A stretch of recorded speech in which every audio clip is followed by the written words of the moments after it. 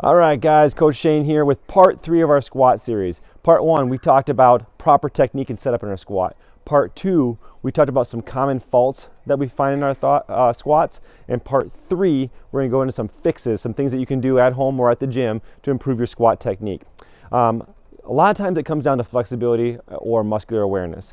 What I will tell you is there's a couple stretches or movements that we can do that can help fix the squat, but really being mindful throughout our squat is going to make the most difference. So the first one that's the easiest you can do anywhere, and you can spend some time each day doing that, is getting to the bottom of my squat, driving my elbows to the inside of my knees, keeping my chest up as much as I can. That'll help create good position and flexibility within my squat. So in my squat, I come down, I'm hip shoulder width apart, I bring my hips down, and now I'm okay losing a little bit of that lumbar curve back here because I'm focusing now on driving my knees out and my chest up. And now when I do that, once I drive my chest up, I get that lumbar curve back. So I'm hanging out here in a good squat position, really stretching so I can get to the bottom of that squat, wherever that is for you. Sometimes we can't get below parallel, and sometimes our knees are caving in because we just don't have the mobility to get down to the bottom here. Also, you might see if your heels are coming off the ground, this allows you to get back to where you can sit comfortably and drive your elbows out. So this is a great place to start working on that flexibility and mobility and stretching to get in a good squat position. Chest stays up, and I'm driving my knees against my elbows, okay? So that's where we start.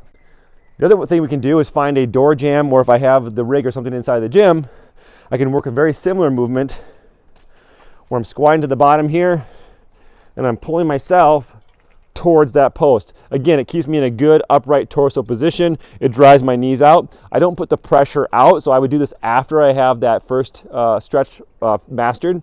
So I'm here in a good squat position. I'll turn to the side here. I'm here in a good squat position throughout that. The last one we call the squat therapy. So find a wall anywhere, and we start as far as we need to away from the wall to keep good position. I want to have my hands overhead, feet hip shoulder width apart, and I want to work on squatting down, squatting down, squatting down, and back up. Now, if you have less mobility, you may have to start a little bit further away from the wall, but the goal is over time, keep my hands straight and overhead, working myself closer and closer to the wall. Those are 3 great stretches, the 3 great movements that you can do to practice your squat technique. So again, get that bottom of that squat, drive the elbows out, chest up.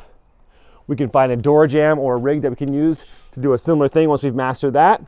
Then once we feel good with our flexibility, we can really work on keeping our chest up and getting a good range of motion by finding a wall and working on our squat therapy. Go ahead and practice those things and see how that helps improve your squat.